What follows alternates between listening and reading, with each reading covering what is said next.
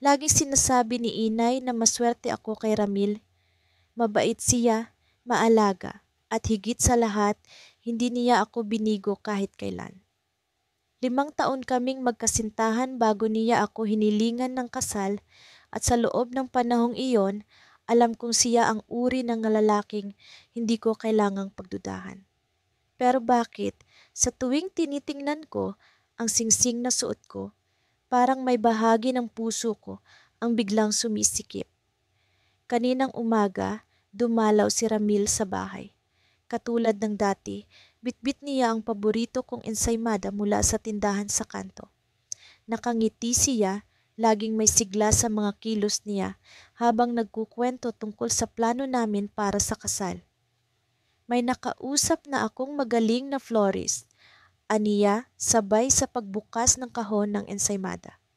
Sabi nila, pwedeng maglagay ng mga bulaklak na kasing kulay ng damit mo.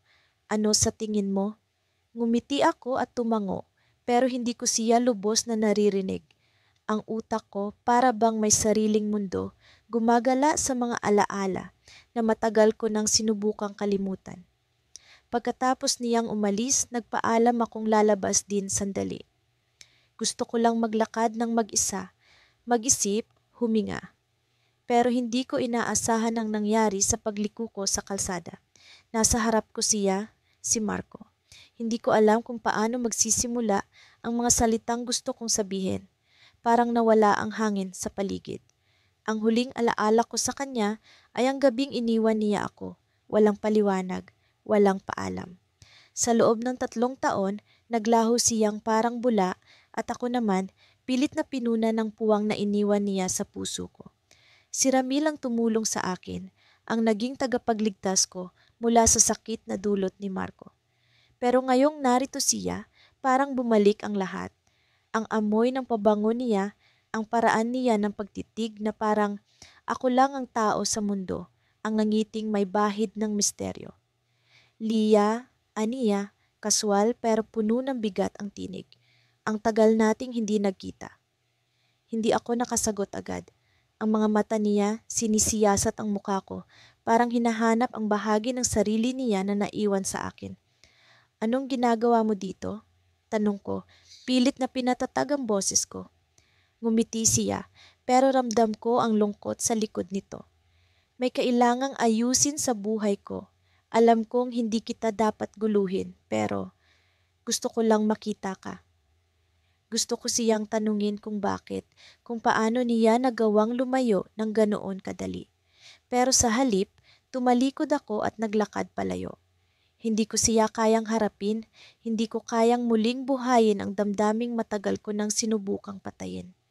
Ngunit hindi pa ako nakakalayo nang marinig ko ang yapak ng mga paa niya. Sinundan niya ako hanggang sa abutan ako sa ilalim ng malaking puno. Lia, sandali lang, sabi niya, habol ang hininga. Alam kong galit ka sa akin at alam kong hindi ko na mababawi ang mga nasira. Pero hindi kita sinundan para guluhin ang buhay mo. Gusto ko lang malaman kung masaya ka. Hindi ko alam kung paano sasagutin ang tanong niya. Masaya ba ako? Oo, si Ramil ay perpekto. Si Ramil ang kaligtasan ko. Ang taong hindi kailanman nagdulot ng sakit sa akin. Pero si Marco ang apoy, ang kaguluhan, ang damdaming hindi ko maipaliwanag. Masaya ako, sagot ko, pero hindi ko magawang tumingin sa mata niya. Sa kabila ng sinabi ko, naramdaman ko ang kirot sa dibdib ko, ang pag-aalinlangan na matagal ko ng pilit tinatago. Tumango si Marco, pero hindi siya umalis. Iyon ang mahalaga, sabi niya kahit halata ang lungkot sa boses niya. Pero Lia, gusto kong malaman mo na, hindi ako nawala dahil hindi kita mahal, umalis ako dahil akala ko iyon ang tama. Ang mga salita niya parang dagok sa dibdib ko. Hindi ko alam kung ano ang sasabihin. Ang damdamin ko nagkakagulo. Hindi alam kung saan pupunta. Marco, hindi na mahalaga kung bakit ka umalis. Tapos na tayo. Akala ko yon ang magiging katapusan ng usapan namin. Akala ko pagkatapos nito, tuluyan ko na siyang mabubura sa isip ko. Pero sa pag-uwi ko sa bahay, Ramdam ko ang bigat ng nangyari. Hindi ko masabi kay Ramil ang tungkol kay Marco. Paano ko ipapaliwanag ang nararamdaman ko kung hindi ko kayang intindihin ang sarili ko? Sa gabing iyon, habang nakahiga ako sa kama, hawak ang telepono ko. Nakatanggap ako ng mensahe mula sa isang hindi kilalang numero. Binuksan ko ito at halos malaglag ang puso ko nang mabasa ang laman. Sa linggo, sa dating tambayan natin, isang beses lang, Lia, kahit para masabi mong kaya mo na akong kalimutan. Hindi ko alam kung ano ang gagawin. Gusto kong burahin ang mensahe, kalimutan na nakita ko ito, pero parang may pumipigil sa akin. Ang dating tambayan namin, ang lugar kung saan nagsimula ang lahat at kung saan din natapos ang lahat. At doon, sa kadiliman ng silid, muling bumalik sa akin ang tanong. Masaya ba talaga ako? Gusto ko bang hanapin ang sagot? O dapat ko bang manatili kung saan ligtas? Linggo ng umaga, gumising ako na parang nasa ulap ang isip ko. Si Ramil, abala sa pag-aayos ng mga plano para sa kasal namin. Pero ako, hindi ko maialis ang tingin ko sa telepono ko. Ang oras ay papalapit na. Pumunta ba ako o manatili ako sa tahanang itinayo ni Ramil para sa akin? Sa huli, tumayo ako at nagbihis. Hindi ko alam kung tama ang gagawin ko, pero may isang bagay na sigurado. Kailangan kong makita si Marco. Kailangan kong malaman kung kaya ko pa siyang harapin o kung tuluyan ko na siyang mabibitawan. Pagdating ko sa dating tambayan namin, tahimik ang paligid. Ang ilog, mahinahon ang agos at ang mga puno, tila nagbabantay sa bawat galaw ko. Sa ilalim ng lilim ng malaking puno, naroon siya. Si Marco nakatayo, nakangiti, hawak ang isang lumang litrato. Pero bago pa ako makalapit sa kanya, biglang may tumawag sa telepono ko. Si Ramil. Lia, nasaan ka? Tanong niya, puno ng pag-aalala. May nangyari. Natigilan ako at naramdaman ko ang malamig na hangin na dumaloy sa paligid. Anong nangyari? Tanong ko, pilit pinipigilan ng kaba. May aksidente, si Marco. Nasa ospital. Hindi ko alam kung paano pero nakita ko siya. Mukhang naghahanap siya ng paraan para makausap ka. Sa araw ng kasal namin ni Andrew, ramdam ko ang bigat ng hangin sa bawat hakbang ko. Ang chapel ay punong-puno ng mga bulaklak, puti at kahel na tila sumisigaw ng kasiyahan. Pero sa kabila ng lahat ng ito, parang may nakadagan sa puso ko. Ang bawat tunog ng organ ay tila isang martilyo na bumabagsak sa kahoy, paulit-ulit, at ang bawat hakbang ko sa aisle ay parang isang pagtakbo palayo sa sarili ko. Si Andrew ay nandoon, nakatayo sa dulo ng aisle, nakangiti sa akin ng kanyang pangkaraniwang nangiti. Maalaga, tiwala, tahimik. Ang lalaking dapat kong mahalin, ang lalaking hindi kailanman nagkulang sa akin. Pero bakit ang bawat hakbang papalapit sa kanya ay parang isang pagkakanulo sa puso ko? Sa sulok ng chapel, may isang anino na hindi ko dapat makita. Si Elias. Hindi ko alam kung paano siya naroon, pero naramdaman ko agad ang presensya niya. Ang mga mata niya ay tila mga kamay na humihila sa akin, bumabalik sa mga araw ng kaguluhan, ng init, ng walang pakialam na pagmamahalan. Ang mga alaala ay dumagsa, ang gabing tinakasan namin ng ulan, ang mga halakhak na walang laman kundi ang kasiyahan, ang sakit ng paghihiwalay dahil sa mga pangakong hindi namin kayang tuparin. Si Elias ang dahilan kung bakit ako nagdesisyon na piliin si Andrew. Si Elias ang apoy na nagbigay liwanag sa akin, pero siya rin ang sunog na muntik ng sumira sa akin.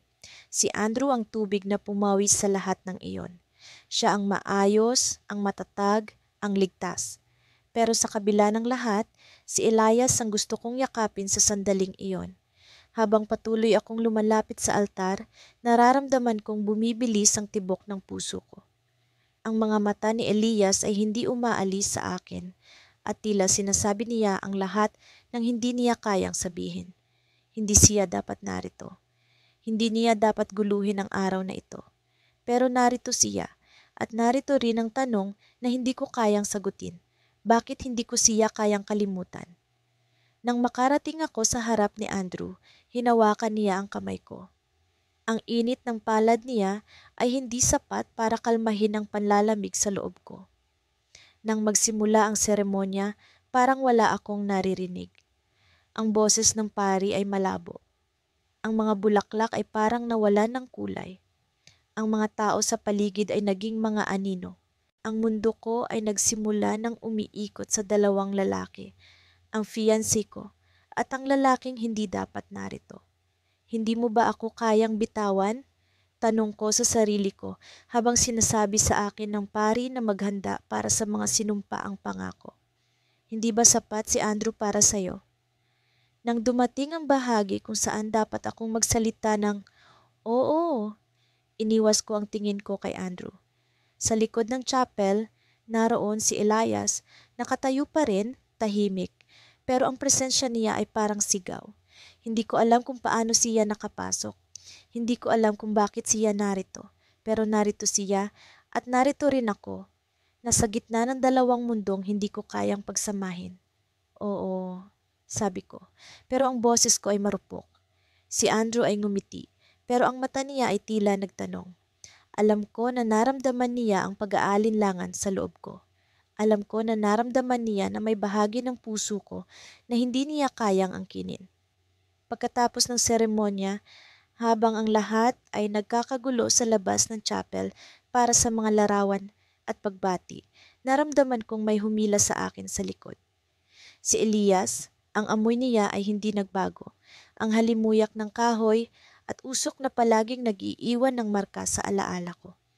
Alam kong mali ito, bulong niya, ang boses niya ay mabigat pero punit.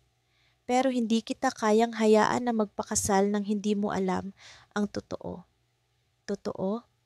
Tanong ko, pabulong din. Ang puso ko ay parang umigting, nag-aantay sa isang bagay na hindi ko maintindihan. Ipinaglaban kita, sabi niya, ang mga mata niya ay puno ng sakit. Pero hindi mo alam, ang dahilan kung bakit ako nawala, hindi dahil iniwan kita. Inagaw nila ako, ang pamilya mo, ayaw nila sa akin, ayaw nila sa atin. Ang mga salita niya ay parang mga saksak sa dibdib ko. Ang lahat ng alam ko ay nagbaliktad. Ang mga dahilan ng paghihiwalay namin ay hindi pala ganoon kasimple. Hindi pala siya ang hindi lumaban. Hindi pala siya ang sumuko. Siya pala ang biktima ng mga desisyong ginawa ng mga taong mahalaga sa akin. Andrew, tanong ko, pero ang sagot ay nasa mga mata niya. Hindi niya kailangan magsalita. Ang pangako ni Andrew na protektahan ako ay nag-ugat sa mga desisyon niyang burahin si Elias sa buhay ko. Siya ang dahilan kung bakit ako ligtas, pero siya rin pala ang dahilan kung bakit ako nag-iisa. Sa sandaling iyon, hindi ko alam kung sino ang dapat kong yakapin. Si Andrew, ang matatag at ligtas, o si Elias, ang apoy na hindi kayang mamatay kahit sinubukan kong patayin. Nang bumalik ako sa grupo, si Andrew ang unang lumapit sa akin. May hawak siyang baso ng champagne at ngiti na tila wala siyang alam. Pero sa ilalim ng nangiti niya, may tanong na hindi ko kayang sagutin. Ano ang pipiliin mo? Stabilidad o ang totoong pagmamahal? Nagising ako sa tunog ng ulan. Malakas ang pagbagsak nito sa bubong ng lumang bahay na kinaroroonan ko. Ang malamig na hangin ay sumisingit sa mga siwang ng kahoy at ang amoy ng basang lupa ay nagdadala sa akin ng isang damdaming hindi ko maipaliwanag. Parang balisang pagnanais na bumalik sa isang bagay na hindi ko dapat balikan. Nasa kwarto ako ni Mateo, ang nakaraan na hindi ko masabi kahit kanino, lalo na kay Daniel. Ang kanyang kwarto ay nanatiling gaya ng dati. Magulo, may mga libro't papel na nagkalat sa sahig at ang pader ay puno ng mga larawan naming dalawa noong magkasama pa kami. Nakatingin ako sa isang litrato kung saan nakahilig ako sa balikat niya, tumatawa habang hawak niya ang gitara niya. Ang tingin niya sa akin sa litrato ay hindi ko maalis sa isipan. Parang tanong, parang pagnanasa, parang pagmamahal. Hindi ko alam kung paano ako napunta rito. Ang huling bagay na naaalala ko ay ang galit ni Daniel noong sinabi kong hindi ko kayang tumuloy sa pagpaplano ng kasal namin. Ang sakit sa kanyang mga mata ay parang kutsilyong tumarak sa dibdib ko. Pero ang totoo, hindi ko siya masisisi. Alam kong siya ang tama para sa akin. Siya ang ligtas. Siya ang lalaki na hindi kailanman magdudulot ng sakit o pagdududa. Pero bakit?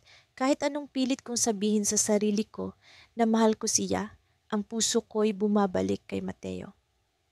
Nagkita kami ni Mateo sa isang coffee shop kahapon. Nagulat ako nang makita siyang nakaupo sa isang sulok, nakatingin sa bintana na parang may iniisip na malalim. Hindi ko alam kung paano ako napalapit sa kanya, pero bago pa ako makapag-isip, naroon na ako sa harap niya. Mateo, ang tanging nasabi ko. Nang tumingin siya sa akin, bumalik lahat ng alaala.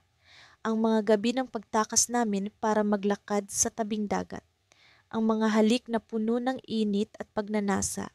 Ang mga pangakong binitiwan namin na alam naming hindi namin matutupad. Bakit ka nandito?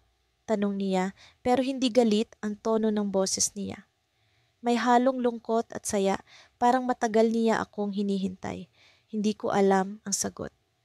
Mateo, hindi ko alam, ang nasabi ko.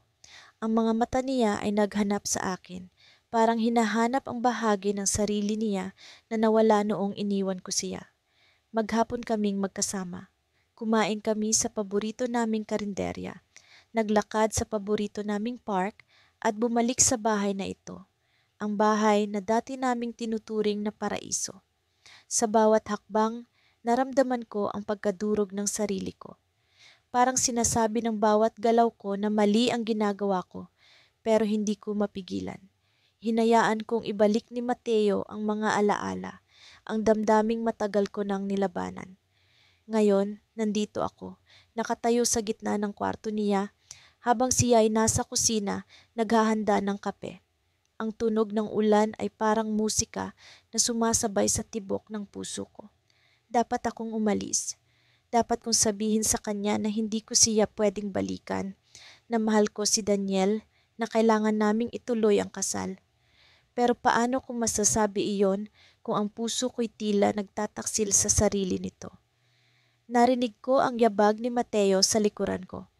Lumingon ako at nakita siyang may dalang 2 tasa ng kape. Ngumiti siya, ang ngiti na palaging nagpapahina sa akin. Hindi kita pinilit na pumunta dito, pero masaya akong nandito ka, sabi niya. Ang boses niya ay puno ng katotohanan. Walang galit, walang panunumbat. Parang tanggap niya kung anuman ang desisyon ko, kahit masakit para sa kanya. Mateo, hindi ko dapat ginawa ito, sabi ko, nanginginig ang boses. May fiancé na ako, hindi ko dapat sinasaktan siya. Tumahimik siya sandali, pagkatapos ay tumingin sa akin ng diretso. Pero nandito ka, hindi ka pumunta dahil sa awa. Nandito ka dahil gusto mo akong makita. Hindi ko alam ang isasagot. Tama siya. Alam kong tama siya. Pero ang tama ba ay dapat kong sundin? O ang tama ay ang iniisip ng puso ko kahit mali sa paningin ng mundo? Lumapit siya sa akin at bago pa siya makagawa ng kahit ano, narinig namin ang tunog ng kotse sa labas. Tumigil kami pareho, nakikinig. May huminto sa harap ng bahay. Sumilip ako sa bintana at ang nakita ko'y halos ikahulog ng tasa ko. Si Daniel, paano niya nalaman na nandito ako? Paano niya nalaman ang tungkol kay Mateo? Ang tanong na bumalot sa akin ay hindi kung paano, kundi kung ano ang mangyayari kapag pumasok siya sa pintuan. Pagkatapos ng hapunan, umupo kami ni Daniel sa balkonahe ng bahay. Ang gabi ay payapa pero ang puso ko'y hindi. Nakatingin siya sa akin, may nangiting palaging nagbibigay ng katiyakan.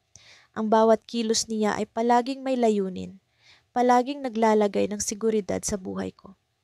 Ngunit sa kabila ng lahat, may bigat sa dibdib ko na hindi maipaliwanag. Ang tahimik mo, sabi niya habang inaabot ang kamay ko. Mainit ang palad niya, parang palaging may panata sa bawat hawak. May iniisip ka ba? Napatingin ako sa kanya at naramdaman kong tila humihingi siya ng sagot na hindi ko kayang ibigay. Naiisip ko si Adrian, ang lalaking bumalik sa buhay ko nang hindi ko inaasahan. Ang lalaking, kahit matagal nang nawala, ay kayang guluhin ang mundo ko sa isang iglap. Wala, pagod lang siguro, sagot ko, pilit nang ngumiti. Pero alam kong nararamdaman niya ang agos ng pag-aalinlangan sa akin. Si Daniel, ang fiancé ko, ang lalaking walang ibang ginawa kundi mahalin ako. Kaya bakit? Sa tuwing lumalapit si Adrian, parang may puwang bigla sa pagitan namin ni Daniel. Nung isang araw, muli kong nakita si Adrian sa parke. Hindi ko alam kung bakit ako pumunta roon, pero ang mga paa ko'y tila may sariling isip. Sabi ng utak ko, wala akong dapat ipag-alala. Sabi ng puso ko, may dapat akong harapin. At sa likod ng mga punong kahoy, naroon siya. Nakasandal, nakangiti. Ang nangiting matagal ko nang hindi nakikita, pero hindi ko kailanman nakalimutan. Alam kong darating ka, sabi niya, hindi nagtanong kung bakit ako naroon. Parang sigurado siya sa bawat hakbang ko, sa bawat desisyon ko.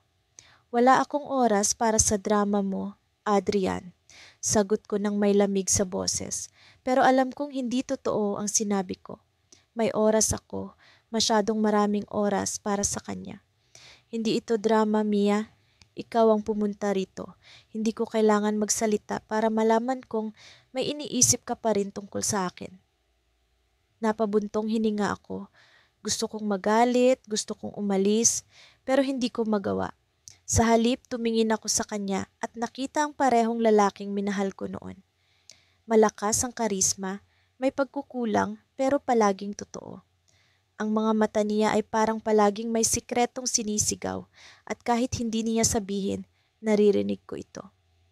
May fiancé na ako, paalala ko sa kanya, kahit alam kong alam niya na iyon. Alam ko, pero tanong lang, masaya ka ba?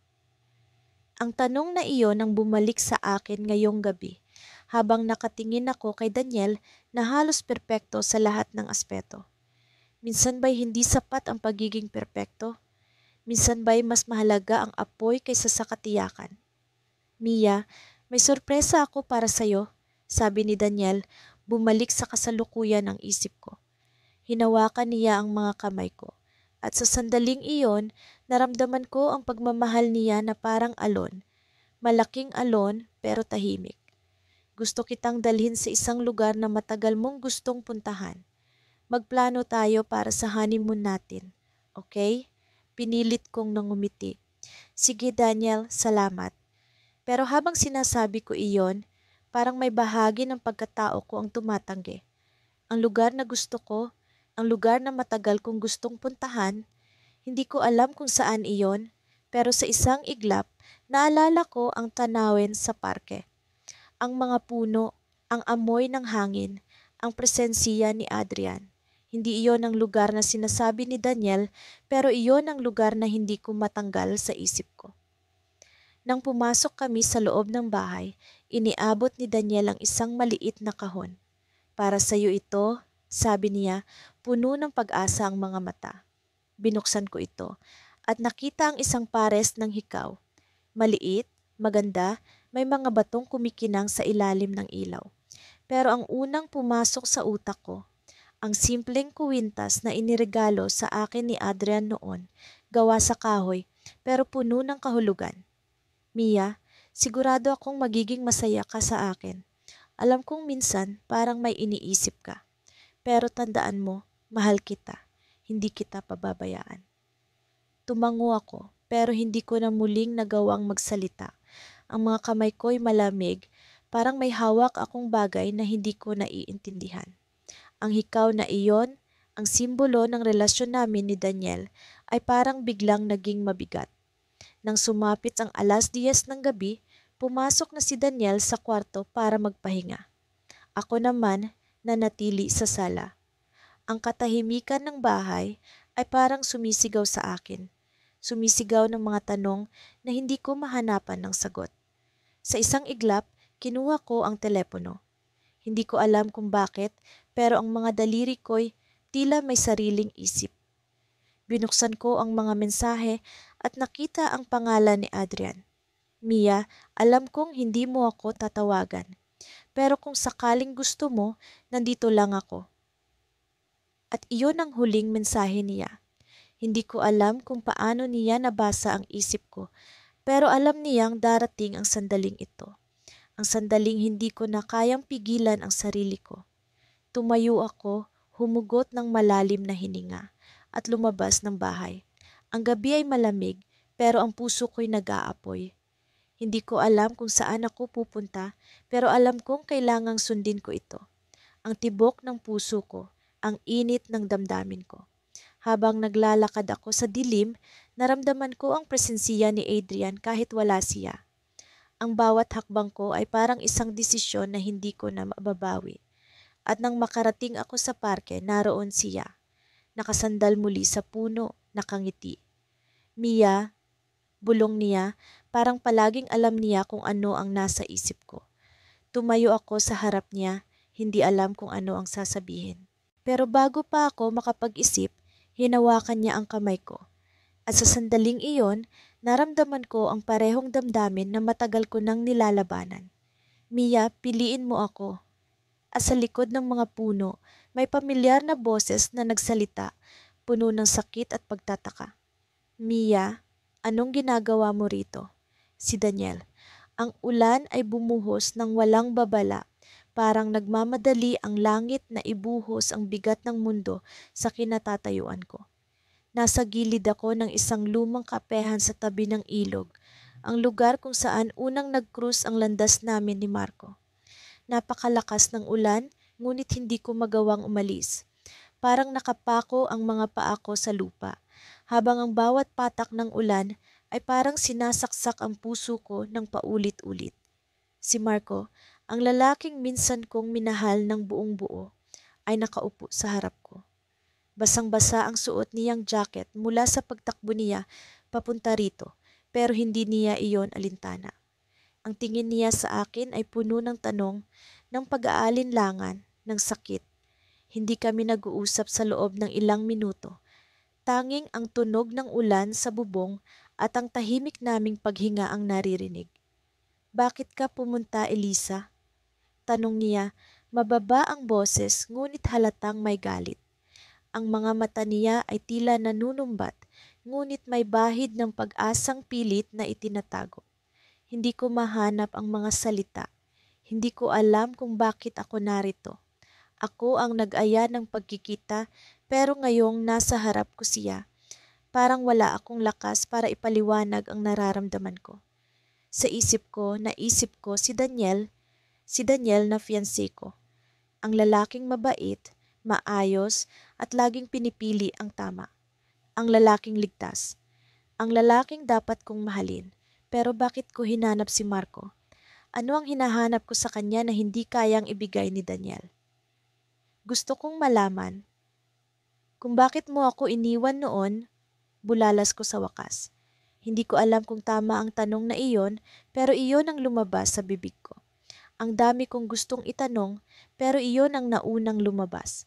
Napangiti siya, pero hindi iyon masaya. Mapait ang ngiti niya, parang ang tanong ko ay isang sugat na matagal na niyang sinubukang gamutin. Iniwan kita dahil alam kong hindi ako ang gusto mo. Hindi ako ang taong makakapagbigay ng buhay na gusto mo, Elisa. Tumahimik ako.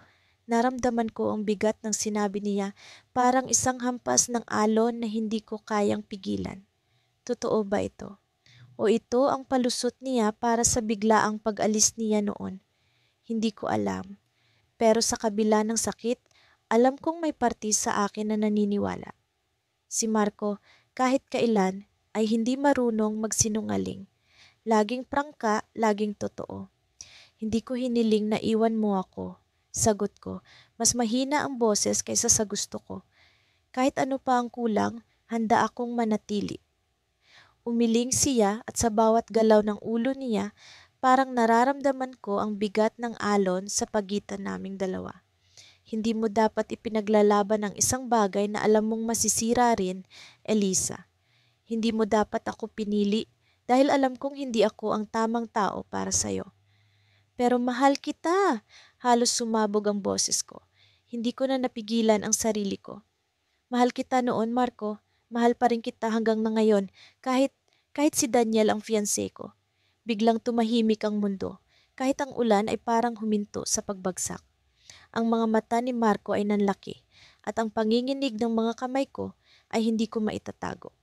Sa pag-amin ko, parang may pader na gumuhong matagal nang nakatayo sa pagitan namin.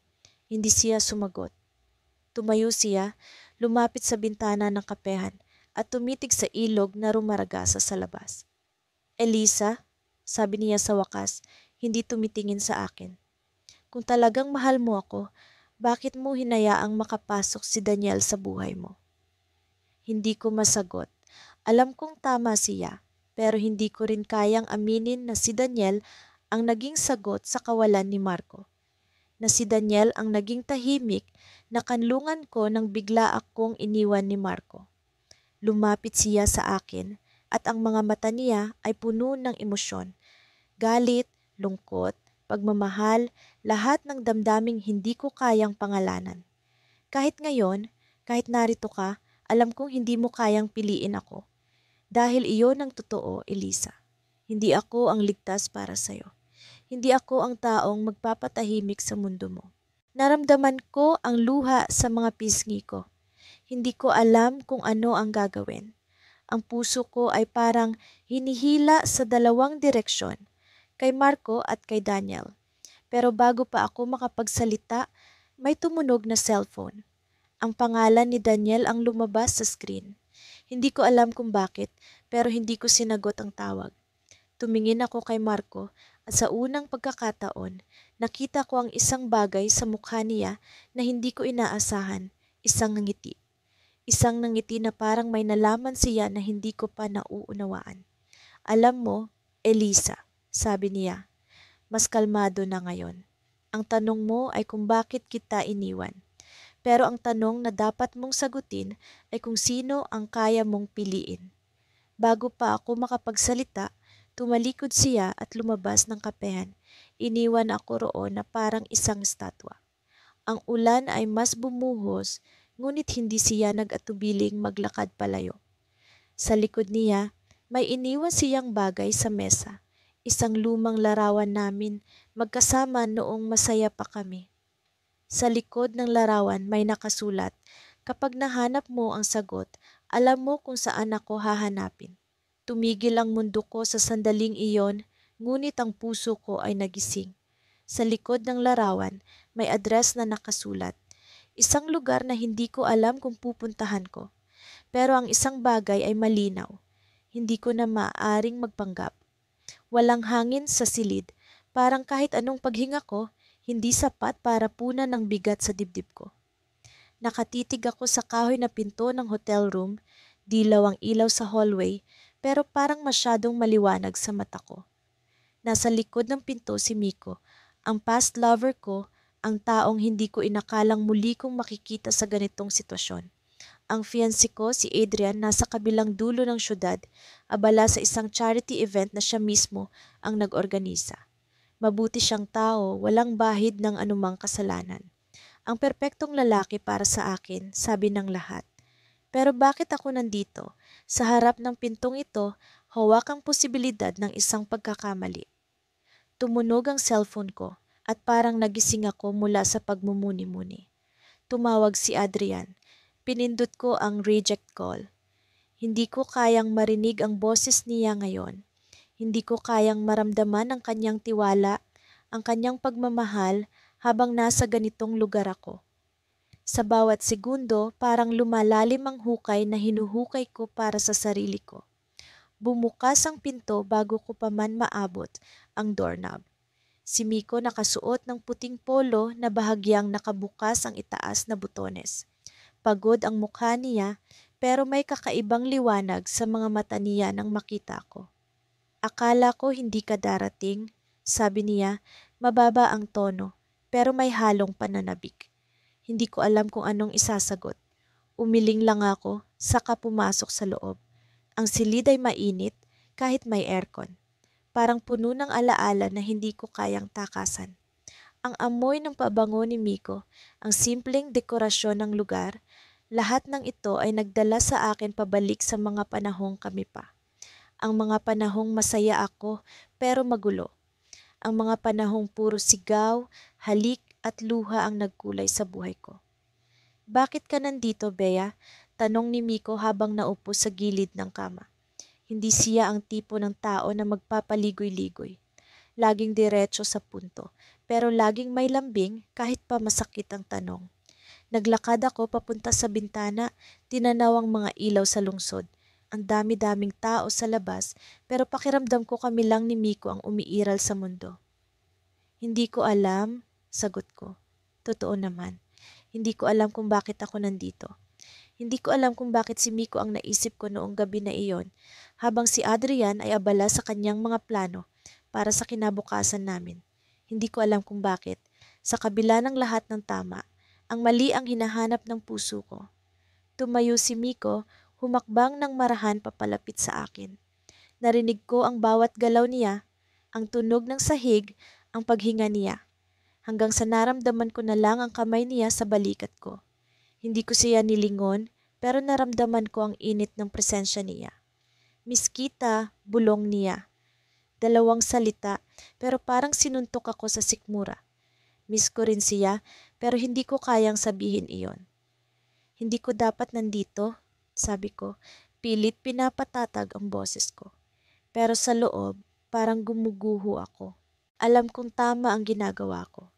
Alam kong si Adrian ang dapat kong piliin, pero bakit ang hirap? Hindi sumagot si Miko. Hinayaan niyang manatili ang katahimikan sa pagitan namin, pero hindi niya inalis ang kamay niya sa balikat ko.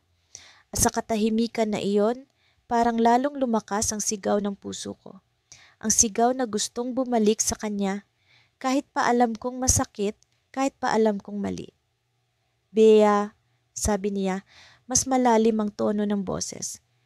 Lumingon ako sa kanya at doon ko nakita ang mata niyang puno ng emosyon. Hindi ko alam kung galit, lungkot o pagmamahal ang nakikita ko. Pero alam kong totoo iyon. At iyon ang bagay na hindi ko nararamdaman kay Adrian, ang katotohanang hindi kailanman makakaila. Umuwi ka na kung ayaw mo, dagdag niya, pero parang hamon ang mga salita niya. Alam niyang hindi ako aalis. Alam niyang may parte ng puso ko na nananatiling para sa kanya. At sa halip na sagutin siya, inilapit ko ang sarili ko sa kanya hanggang sa naramdaman ko ang init ng katawan niya laban sa akin. Walang halik na naganap, walang yakap. Pero sa simpleng pagtayo naming magkalapit, parang lahat ng damdamin ay nasa pagitan namin. At sa sandaling iyon, naramdaman ko ang mundo na parang tumigil. Ang oras, ang tunog, ang lahat, wala nang halaga. Ang tanging mahalaga ay kami. Pero bago pa man ako tuluyang lamunin ng damdamin, tumunog ang cellphone ko ulit. Tumawag si Adrian. At sa pagkakataong ito, sinagot ko ang tawag. Bea, nasaan ka? Tanong niya, may halong pag-aalala sa boses niya. Hindi ko alam kung anong isasagot. Hindi ko alam kung paano ipapaliwanag ang sitwasyon ko. Adrian, sabi ko, nanginginig ang boses. Pero bago pa man ako makapagpatuloy, narinig ko ang tunog ng elevator sa hallway.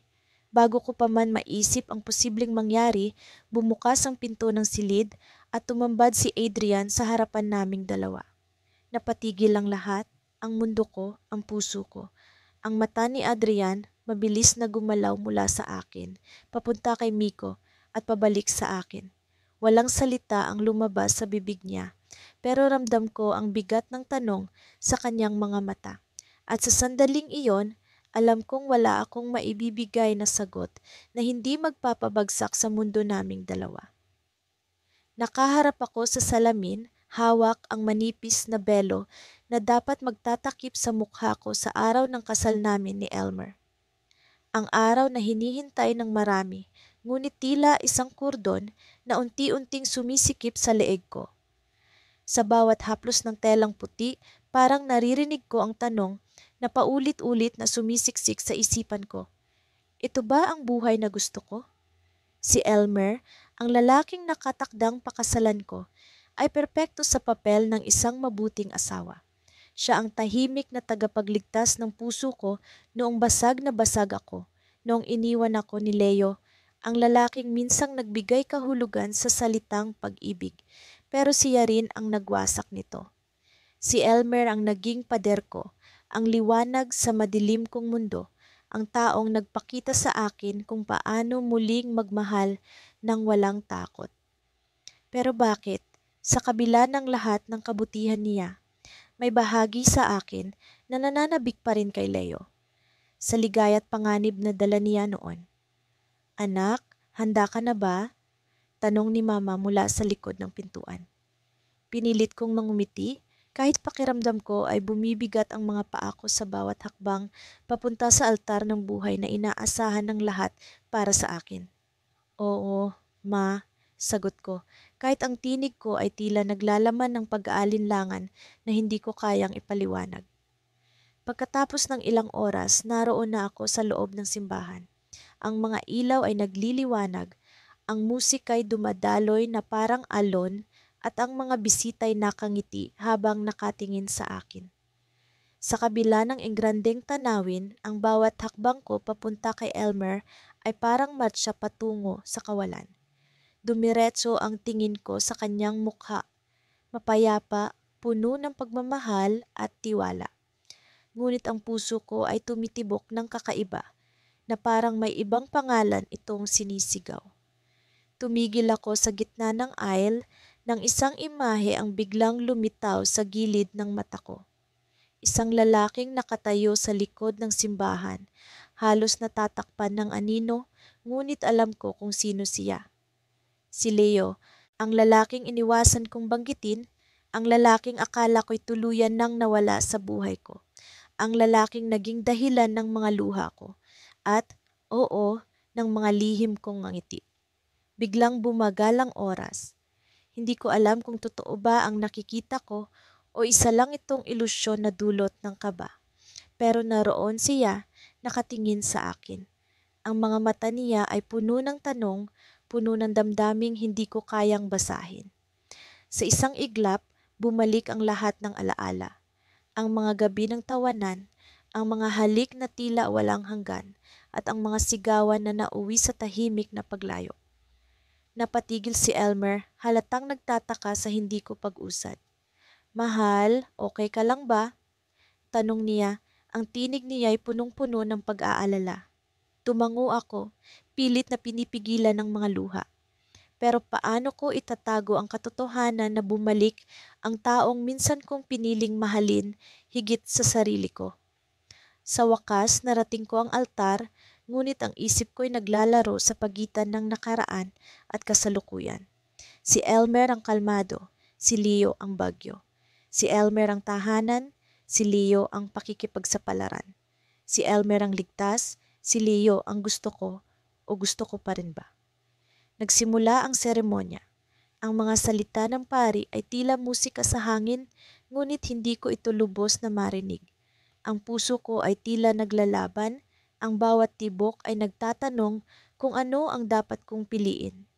Nang dumating ang parte ng panunumpa, muling nagtagpo ang mga mata namin ni Leo. Sa isang sandali, tila nawala ang lahat ng tao sa paligid. Hindi ko alam kung bakit siya narito, kung ano ang gusto niyang iparating.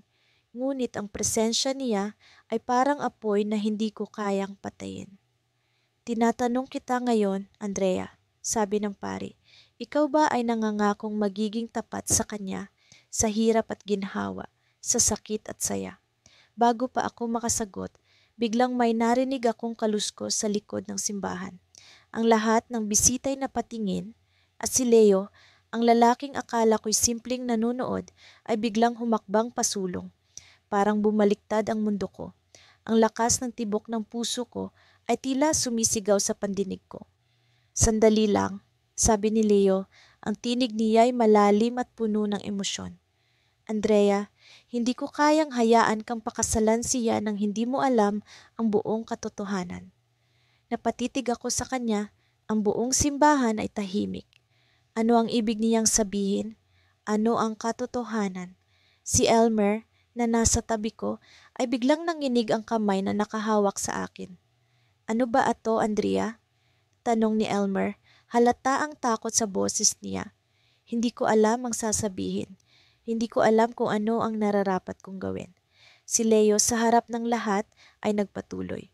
Mahal kita, Andrea. Alam kong iniwan kita noon, pero hindi iyon dahil wala na akong nararamdaman para sa'yo. May dahilan ako, isang dahilan na hindi mo alam, pero hindi ko kayang dalhin ang lihim na ito sa araw ng kasal mo. Nanlamig ang buong katawan ko. Sa sandaling iyon, alam kong ang susunod niyang sasabihin ay magbabago sa lahat ng bagay. Ang tanong ay, handa ba akong marinig ito?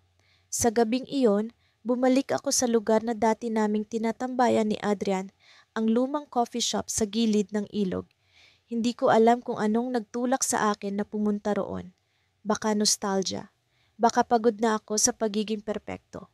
O baka gusto ko lang makita kung naroon siya kahit alam kong mali. Ang hangin ay malamig ngunit may kakaibang init na bumabalot sa akin para bang may paparating na hindi inaasahang bagyo. Pagpasok ko, bumungad sa akin ang mga lumang dingding na may halong amoy ng kape at kahoy. Kung paano ko iyon naaalala, ganoon pa rin. Ang bawat detalye, mula sa pagkaluma ng mesa hanggang sa pamilyar na tunog ng espresso machine ay nagbalik ng alaala. Dito kami unang nag-usap ng mahaba. Dito kami unang tumawa ng malakas. Dito ko naramdaman ang kakaibang kilig na hindi ko maipaliwanag. Pero dito rin kami nagkahiwalay. Ang mga mata ko'y naghahanap sa paligid. Wala siya. Malalim akong huminga, pilit pinapakalma ang sarili. Hindi ko alam kung matutuwa o madidismaya ako na wala si Adrian doon. Sa halip, naupo ako sa sulok, sa parehong mesa kung saan lagi kaming magkatapat. Pumili ako ng simpleng kape, ngunit nang dumaan ang barista, naalala ko ang dating paborito ni Adrian, caramel macchiato. Napakunot noo ako. Bakit ko pa iyon naalala? Bakit hindi ko siya makalimutan? Ang tunog ng mga tao sa paligid ay unti-unting naglaho sa pandinig ko nang bigla akong makita ang isang pamilyar na figura sa pinto. Si Adrian. Napatigil ako, nanigas ang buong katawan ko. Ang kanyang balikat ay bahagyang nakaangat, tila pagod ngunit determinado. Ang mga mata niya ay diretso sa akin, para bang alam niyang naroon ako kahit wala akong sinasabi. Ang puso ko'y biglang bumilis. Hindi ko alam kung paano ako magpapaliwanag kung sakaling lapitan niya ako. Ngunit naglakad siya papunta sa counter, hindi sa akin. Parang wala siyang balak na pansinin ako. Napalunok ako ng laway. Kung sa bagay siguro tapos na talaga siya sa akin. Dapat matuwa ako. Dapat masaya ako na hindi niya ako hinahanap. Dahil ang nararapat na tao para sa akin ay si Daniel, ang fiancé ko. Ngunit bakit ang sakit? Nagtagal ako sa mesa. Pinapanood si Adrian mula sa malayo. Nag-iisa siya, malayo ang tingin, hawak ang tasa ng kape. Hindi ko mapigilan ang sarili kong tumayo. Hindi ko alam kung anong pumasok sa isip ko. Pero bago ko pa mapigilan ang mga paa ko, naroon na ako sa harapan niya. Nang makita niya ako, nagkagulatan kami pareho. Ang mga mata niyang laging tila may lihim ay biglang naging malinaw. Rina, sambit niya, isang salitang simple ngunit parang pako sa dibdib ko. Hi! Sagot ko, pilit nang umingiti. Tagal na tumango siya, nag-aalangan. Oo nga, hindi ko inaasahan na makikita kita rito. Hindi rin, sabi ko, habang pilit na ipinapakita na kalmado ako. Pero ang mga kamay ko'y nanginginig. Alam kong mali ito, alam kong hindi dapat ako narito. Ngunit ang mga mata niya, ang paraan ng pagsabi niya ng pangalan ko, hindi ko kayang balewalain. Kamusta ka na? Tanong niya, ngunit may bigat sa boses. Alam kong hindi niya tinutukoy ang simpleng kamusta. Alam kong may mas malalim siyang gustong itanong. Mabuti naman, Sagot ko, engaged na ako. Hindi ko alam kung bakit ko iyon sinabi. Para bang gusto kong ipaalala sa kanya na hindi na ako dapat dito.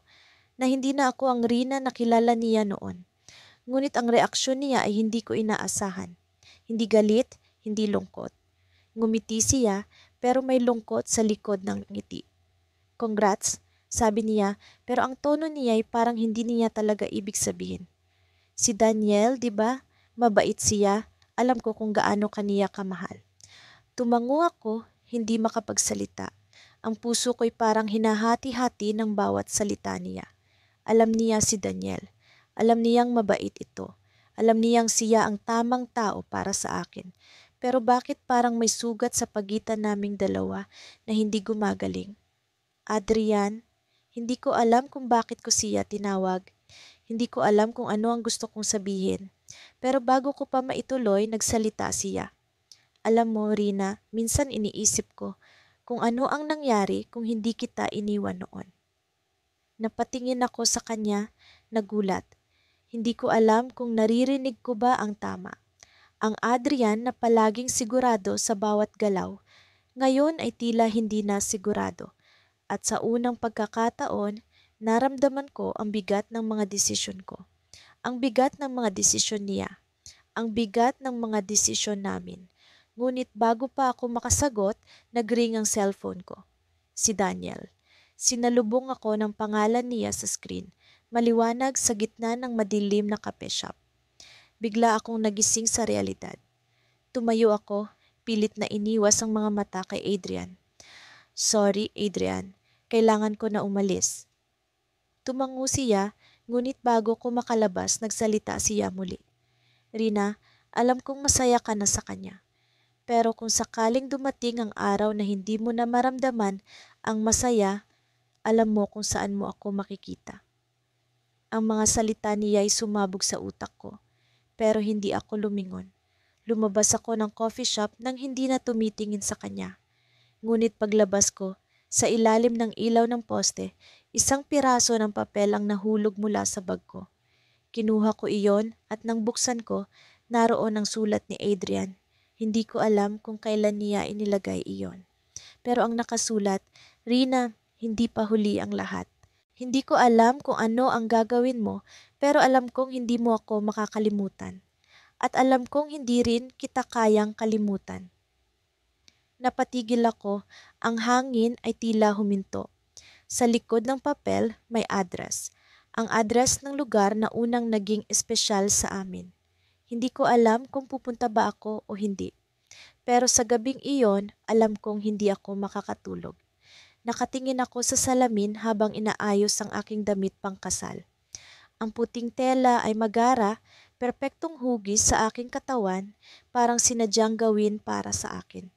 Ngunit bakit, sa kabila ng lahat ng ito, parang may bigat sa aking dibdib na hindi ko maipaliwanag. Si Adrian, ang aking kasintahan, ay nasa labas ng kwarto, abala sa pag-aasikaso ng mga bisita. Naririnig ko ang malumanay niyang boses, laging maayos, laging magalang.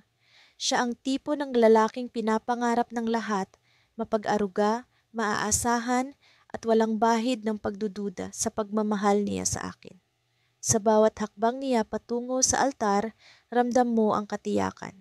Siya ang ligtas, ngunit sa likod ng aking isip, may isang pangalang paulit-ulit na bumabalik. Si Elias, ang lalaking minsang nagpabago sa takbo ng mundo ko. Ang lalaking nagturo sa akin kung paano sumugal sa mga bagay na hindi sigurado. Kung paano sumunod sa tibok ng puso kahit pa alam mong masakit ang kalalabasan. Siya ang kabaliktaran ni Adrian, mapusok, palaban, at madalas walang plano. Ngunit sa tuwing kasama ko siya, buhay ako. Hindi ko kailanman naramdaman ang ganitong init kay Adrian. At iyon ang problema. Ang tunog ng mga violin sa labas ay nagpaalala sa akin kung nasaan ako ngayon. Hinawi ko ang kurtina at sumilip. Nakita ko si Adrian, nakangiti habang kinakausap ang mga kamag-anak ko. Gusto kong tumakbo palabas, yakapin siya, at sabihin sa sarili ko na sapat na ang pagmamahal niya para sa akin. Ngunit hindi iyon ang katotohanan. Biglang bumukas ang pinto. Napatigil ako, hawak pa rin ang kurtina. Ang pusong akala ko ay tahimik nang bumibilis ay biglang kumabog nang makita ko kung sino ang nasa harapan ko. Si Elias. Nakatayo siya roon, mukhang pagod, ngunit naroon pa rin ang pamilyar na ningning sa kanyang mga mata. Walang salitang lumabas mula sa bibig ko. Sa halip, naramdaman ko ang paggulo ng damdamin, galit, takot, pananabik.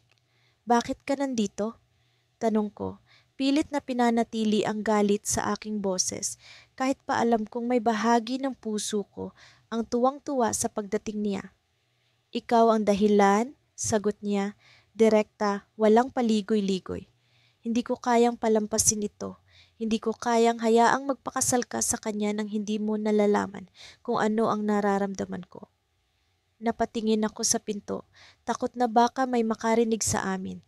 Ngunit ang katahimikan sa paligid ay tila nagbigay ng espasyo para sa aming dalawa. Elias, bulong ko, pilit na pinipigilan ng luhang gustong tumulo mula sa aking mga mata. Hindi na tayo pwede. Matagal na kitang iniwan. Pero hindi mo ako kinalimutan, sagot niya. Nakikita ko iyon sa mga mata mo. Kahit ngayon, alam kong ako pa rin ang hanap mo. Ang mga salitang iyon ay parang patalim na dumiretso sa aking puso. Ayoko siyang paniwalaan, ngunit bakit parang tama siya? Bakit parang sa bawat galaw ko, sa bawat desisyon ko, naroon siya? Nilapitan niya ako, at bago pa ako makalayo, hinawakan niya ang aking mga kamay. Mainit ang kanyang palad, pamilyar, at tila nagbigay ng lakas sa akin. Hindi kita pinilit na mahalin ako noon, pero ngayon ipaglalaban kita. Alam kong mali, pero hindi ko kayang makita kang magpakasal sa isang taong hindi naman talaga ang nasa puso mo. Parang bumuka ang lupa sa ilalim ko. Alam ko kung gaano kabait si Adrian, kung paano niya ako pinahalagahan mula pa noong una. Paano ko kayang ipagpalit ang katiyakan sa isang bagay na walang kasiguraduhan. Elias, hindi ko kaya, sagot ko, nanginginig ang boses. Si Adrian ang tamang tao para sa akin. Hindi na ako yung babaeng sumisigaw sa gitna ng ulan, naghahanap ng dahilan para mabuhay. Kailangan ko ng tahimik, ng maayos, at iyon ang kaya niyang ibigay. Pero hindi iyon ang gusto mo, sagot niya. Mas malumanay ngayon, ngunit ramdam ko ang bigat sa bawat salita. Kailangan mo ng apoy, hindi ng lampara. Hindi ko alam kung paano sumagot. Ang mga mata niya ay parang salamin na nagpakita ng lahat ng itinatago kong damdamin. Ngunit bago pa ako makapag-isip, narinig ko ang pagkatok sa pintuan. Malapit na ang seremonya, sabi ng boses mula sa labas, si Adrian. Napatigil ako, nanatili ang tingin ko kay Elias. Alam ko, sagot niya, ngunit hindi siya gumalaw. Sa halip, hinawakan niya ang mukha ko, tila tinatandaan ang bawat detalye. Magpapasya ka ngayon, bulong niya, malapit sa aking tainga. Hindi kita pipilitin, pero kung gusto mo akong piliin, nandito ako. Sa likod ng simbahan, naghihintay. At bago pa siya makalabas ng kwarto, idinampi niya ang labi niya sa akin. Isang halik na puno ng damdamin, puno ng tanong, puno ng pangako. Pagkatapos noon, nawala siya. Naiwan ako, nakatingin sa salamin, at naririnig ang paglapit ni Adrian sa pintuan. Ngunit ang mas malakas na ingay ay ang tibok ng puso ko. Naguguluhan, naghahanap ng sagot. Bago ko pa maayos ang aking sarili, bumukas ang pinto at pumasok si Adrian. Ngumiti siya, ang kanyang mga mata ay puno ng pagmamahal, ng katiyakan. Handa na ba? Tanong niya, hawak ang aking kamay. Ngunit bago ko pa siya masagot, narinig ko ang tunog ng motor sa labas. Napatigil siya, ngunit ako ang bumilis ang tibok ng puso. Alam kung sino ang naghihintay sa dulo ng kalsadang iyon.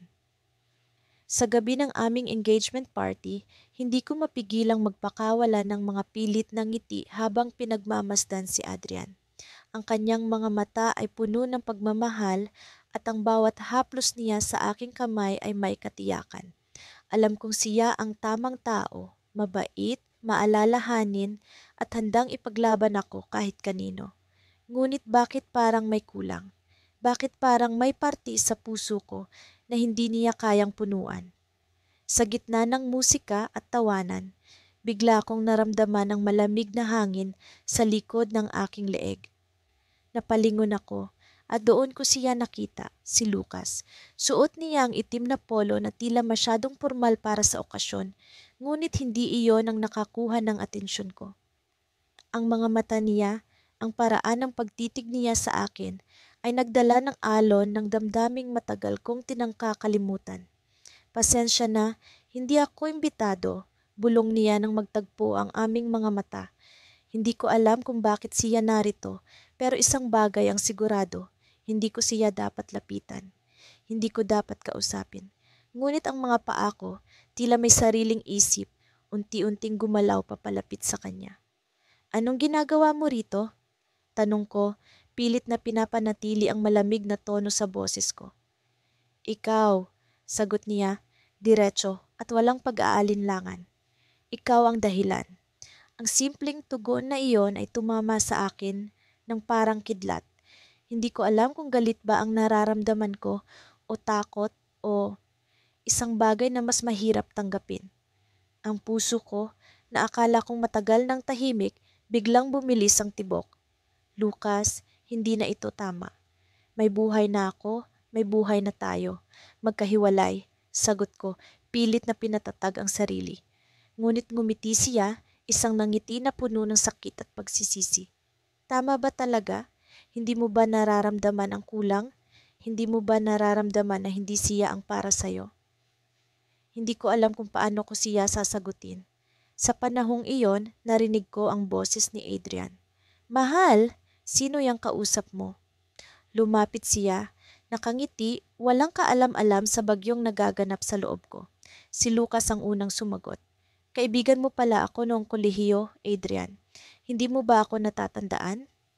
Napakunot ang noo ni Adrian, ngunit pinili niyang maging magalang. Lucas, oo nga. Salamat sa pagpunta kahit hindi kita inaasahan. Ang paraan ng pagtingin ni Lucas kay Adrian ay parang isang leon na tahimik, ngunit handang sumugod anumang oras. Alam ko ang intensyon ni Lucas at alam kong mali iyon, ngunit bakit parang hindi ko magawang pigilan siya? Habang pinag-uusapan nila ang mga bagay na tila walang katuturan, ang mga mata ni Lucas ay patuloy na bumabalik sa akin. Tila sinasabi niyang, hindi pa tayo tapos. Sa bawat segundo, ang tensyon sa pagitan naming tatlo ay lalong tumitindi. Kahit ang hangin sa paligid ay parang mas mabigat. Mahal, kailangan ko lang magpaalam sa ilang bisita, sabi ni Adrian, hawak ang kamay ko. Bago siya umalis, hinalikan niya ako sa pisngi. Isang simpleng kilos na dapat ay nagbibigay ng katiyakan. Ngunit sa pagkakataong iyon, naramdaman kong mas lalo akong nawasak. Pagkaalis ni Adrian, lumapit si Lucas sa akin. Hindi mo siya mahal. Hindi kagaya ng kung paano mo ako minahal. Lucas, tumigil ka na. Pakiusap ko, ngunit mahina ang boses ko. Alam kong hindi niya ako pakikinggan. Sabihin mo sa akin, kaya mo bang tumingin sa mata ko at sabihin mong masaya ka sa kanya? Tanong niya, isang hamon. Tumingin ako sa kanya pero hindi ko magawang magsalita. Ang katahimikan ko ang naging sagot. Bigla niyang hinawakan ng kamay ko at sa pagtama ng kanyang balat sa akin, nagbalik ang lahat, ang mga alaala, ang mga halik, ang mga pangako, ang puot at ang sakit. Hindi ko alam kung paano ko nagawang bitawan siya noon, pero alam kong hindi ko na dapat pangbalikan ang nakaraan. Mahal ka pa rin kita? Sabi niya, pabulong, pero malinaw na naririnig ko. At alam kong mahal mo pa rin ako. Bago ko pa siya masagot, naramdaman ko ang presensya ni Adrian sa likod ko. Hindi ko alam kung gaano siya katagal nang nakatayo roon, ngunit ang ekspresyon niya ay nagbago. Ang nangiti niya ay nawala at ang mga mata niya ay puno ng tanong. Anong nangyayari dito? Tanong niya, diretso kay Lucas. Si Lucas ang unang sumagot, walang takot. Pinapaalala ko lang sa kanya kung sino ang talagang mahal niya. Doon ko naramdaman ang panginginig ng aking katawan. Ang dalawang lalaking ito, ang kalmado at ang magulo, ang ligtas at ang delikado, pareho silang nakatingin sa akin, naghihintay ng sagot. Sa sandaling iyon, hindi ko alam kung sino ang pipiliin ko. Ngunit bago ko pa mahanap ang lakas ng loob, biglang may tumunog na cellphone. Si Adrian ang sumagot at ang ekspresyon niya ay biglang nagbago. "Kailangan nating umalis, mahal," sabi niya, hawak ang braso ko. "May nangyari sa pamilya mo." Ang mga mata ni Lucas ay nanatili sa akin, puno ng tanong at pag-aalala. Ngunit wala akong magawa kundi sumunod kay Adrian. Sa pag-alis namin, naramdaman ko ang bigat ng mundo sa balikat ko. Ang tanong na iniwan ni Lucas ay nananatili sa isip ko at sa puso ko. Habang nasa sasakyan kami, tahimik si Adrian. Ngunit ang tahimik niyang ekspresyon ay nagbibigay ng kakaibang tensyon. Sa wakas, nagsalita siya. "Nakita ko kung paano ka tumingin sa kanya," sabi niya, malamig ang boses, "at gusto kong malaman ang totoo." Sa sandaling iyon, naramdaman ko ang bumagsak na mundo sa paligid ko. Ang sasakyan ay tila masikip, ang hangin ay mas mabigat. Hindi ko alam kung paano ko siya sasagutin, pero alam kong hindi na ako pwedeng magtago. Sa bawat hakbang ko palapit sa pintuan ng restaurant, pakiramdam ko'y parang may mabigat na batong nakapatong sa dibdib ko. Nasa loob si Martin, ang fiancé ko, naghihintay. Sa labas naman, nasa kotse si Adrian, ang lalaking minsan kong minahal, at sa kabila ng lahat, parang hindi ko pa rin magawang bawiin ang natitirang bahagi ng puso ko sa kanya. Huminga ako ng malalim at binuksan ang pinto.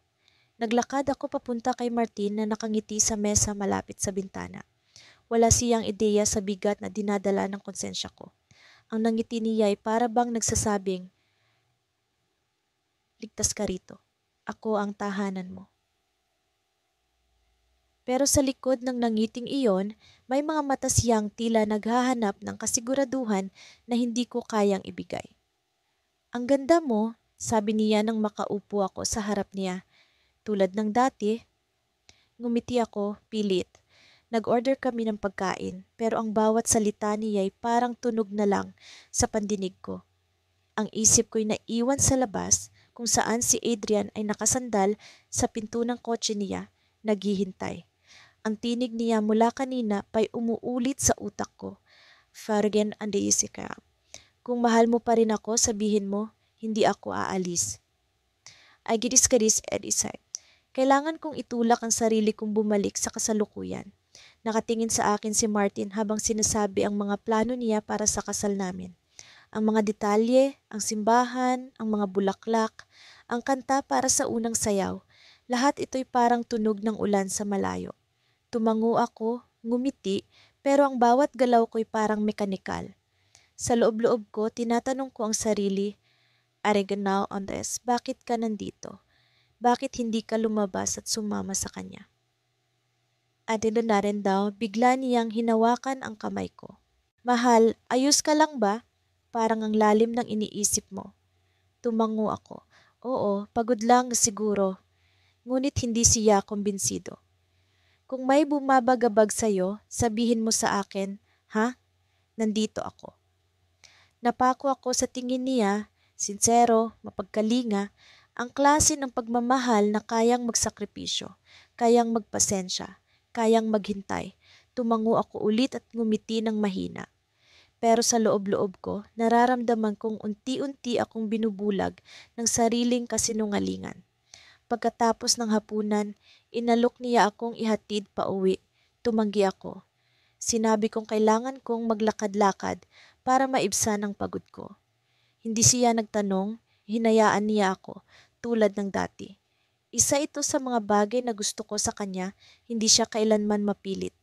Pero hindi rin niya alam ang mga lihim na tinatago ko sa ilalim ng bawat "ako na ang bahala" at "walang problema."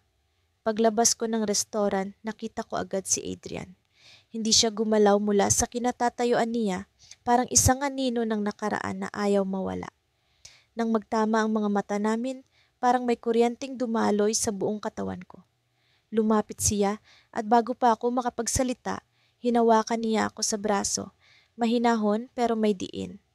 Alam kong sinabi kong maghihintay ako, sabi niya, pero hindi ko kayang magkunwari na hindi ako nasasaktan. Mahal pa rin kita at alam kong mahal mo pa rin ako. Hinila ko ang braso ko pero hindi ako makatingin sa kanya. Adrian, may fiancé na ako. Magiging unfair sa kanya. Unfair din sa'yo kung patuloy kang mabubuhay ng hindi totoo sa sarili mo. Sagot niya. Tumigil ang mundo ko sa sinabi niyang iyon. Totoo ba to? Hindi ba ito ang gusto ko? Ang magpakatotoo. Pero gaano kabigat ang magiging kapalit nito? Sa mata ng lahat, si Martin ang ligtas na daungan. Ang perpektong tagapagligtas para sa isang babaeng tulad ko. Si Adrian naman ang bagyo. Hindi mo alam kung kailan siya titigil, kung kailan siya mananatili. Hindi ganito kadali, mahina akong sabi. Hindi ko sinasabing madali, tugon niya. Pero mahal, minsan ang tamang landas ay hindi laging madali. Muli kong naramdaman ang init ng mga luha sa pisngi ko. Hindi ko alam kung para saan ang mga luhang ito. Para kay Martin na hindi ko kayang saktan o para kay Adrian na hindi ko kayang bitiwan. Alam kong kailangang may pumili, pero ang pagpili ay parang pagputol ng bahagi ng sarili ko. Adrian, hindi ko alam, bulong ko. Niyakap niya ako ng mahigpit at sa sandaling iyon parang nawala ang lahat ng ingay sa paligid. Naroon kami sa gitna ng kalye, sa ilalim ng buwan, sa pagitan ng tama at mali. Pero bago pa ako makapagdesisyon, narinig ko ang isang pamilyar na tinig mula sa likuran. Anong nangyayari dito? Napalingon ako at naroon si Martin. Nakatayo siya, nanlilisik ang mga mata, hawak ang cellphone na tila kanina pa hawak. Tumigil ang oras. Ang dating mapagkalingang tinig niya ay napalitan ng matalim na tanong na hindi ko kayang sagutin. May dapat ba akong malaman? Tanong niya. Malamig ngunit ramdamang hinanakit. Sa sandaling iyon, alam kong wala nang balikang ligtas.